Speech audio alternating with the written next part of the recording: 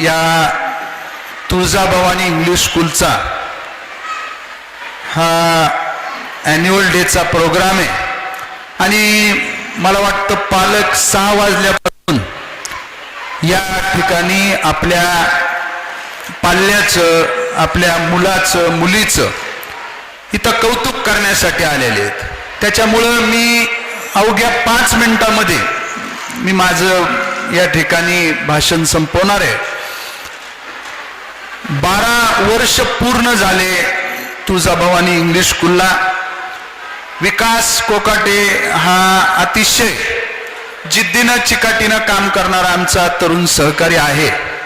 कारण एवढा काळ, 1 दशकापेक्षा जास्त काळ 10 विद्यार्थ्यांपासून शाळा सुरू करायची, ती सुद्धा खाजगी स्वरूपाची ही इंग्लिश स्कूल आहे. त्याच्यामुळं एक संस्था चालक म्हणून किंवा त्या ठिकाणी इंग्लिश स्कूलचं मॅनेजमेंट मी केलेलं जरी नसलं तरी सुद्धा मी जवळून पाहिलेलं आहे. ही खाजगी संस्था चालवायची आणि दर्जेदार असं त्या ठिकाणी शिक्षण द्यायचं हे मोठी तारेवरची कसरत असते. पण आमच्या विकासने आपण आपल्या भागासाठी, आपल्या इथली पुढची पिढी घडवण्यासाठी निश्चितपणानं आपण काहीतरी योगदान दिलं पाहिजे. या उदात्त हेतूनं 10 विद्यार्थ्यांपासून शाळा सुरू करून आज 450-500 पर्यंत जर का इथं हे प्राथमिक शिक्षण घेण्यासाठी विद्यार्थी येत असतील तर खऱ्या अर्थानं हे विकास कोकाटेचं यश आहे. आणि तुम्ही सुद्धा त्याला अतिशय चांगल्या पद्धतीचा प्रतिसाद दिलाय, सांभाळलंय. पुढेही सांभाळण्याचं काम आपण करा. सांभाळण्याचं काम ह्याच्यामुळं म्हणतो कारण ही शाळा चालवत असताना याला कुठलंही सरकारचं योगदान नाही. बरोबर आहे ना तारुडकर?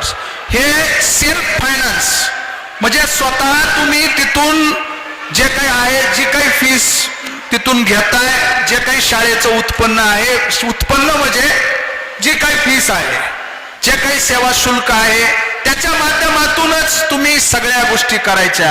ह्याला सेल्फ फायनान्स म्हणायचं. आणि सेल्फ फायनान्सवर चालणारी ही शाळा आमचा सहकारी विकास यांनी त्या ठिकाणी 12 वर्ष ही शाळा चालवली. ही खूप मोठी गोष्ट आहे आणि निश्चितपणानं पुढच्या काळामध्येही शाळेचा दर्जा, सगळ्या भौतिक सुविधा, विद्यार्थ्यांना चांगल्या पद्धतीचं शिक्षण मिळालं पाहिजे, त्या दर्जाचं शिक्षण मिळालं पाहिजे. आजच्या युगामध्ये टिकण्यासाठी त्याला त्या दर्जाचं शिक्षण मिळालं पाहिजे.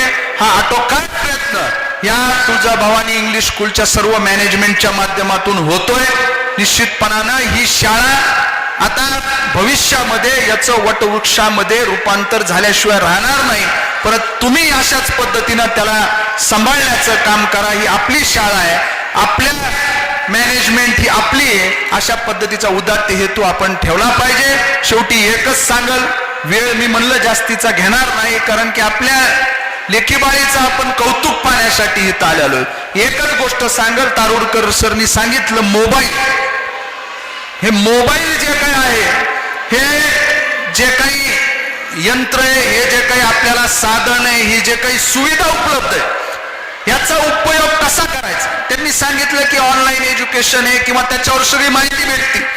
परंतु त्याच्यातलं चांगलं घेण्याच्या ऐवजी दुसऱ्याच गोष्टी त्या ठिकाणी घेतल्या जातात, आत्मसात केल्या जातात. आणि त्यातल्या त्यात प्राथमिक शिक्षण घेणारा आपला पाल्य विद्यार्थी, विद्यार्थिनी असू द्या, आपण आपल्या हाताने त्याच्यामध्ये हातात मोबाईल देतो आणि ते जे काही मोबाईलचं अनेक व्यसन आपण पाहतो. कुठलं त्या ठिकाणी दारूचं व्यसन असन, चुकीच्या गोष्टीचं व्यसन असन, त्याच्यात भर पडल्यानं सगळ्यात घातक व्यसन जर काय असन तर ते मोबाईलचं व्यसन आहे. या गोष्टीची काळजी पालकांनी जर घेतली तर सगळ्या गोष्टी जिथल्या तिथं होतील मला असं वाटतं.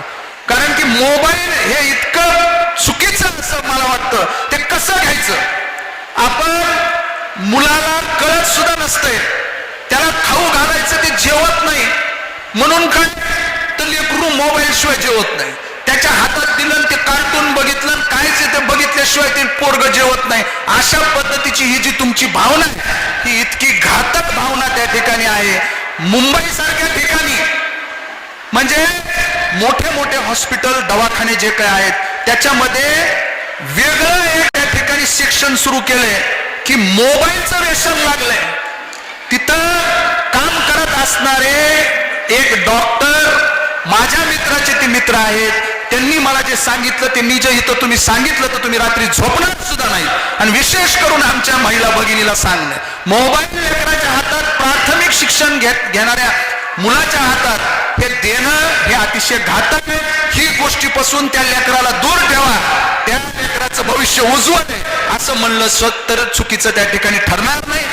शेवटी या तुळजाभवानी इंग्लिश स्कूलच्या सर्व मॅनेजमेंट या टीमला मी त्या ठिकाणी त्यांचं सगळ्यांचं कौतुक करण, कारण 12 वर्षापासून आपण हे चालवत आहे. मी परत ते सांगतोय, ही सोपी गोष्ट नाही.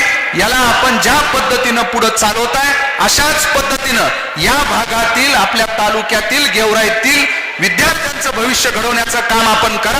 या भागाचा लोकप्रतिनिधी म्हणून सदैव तुमच्या पाठीमागे खंबीरपणे उभा मी राहील अशी ग्वाही देतो.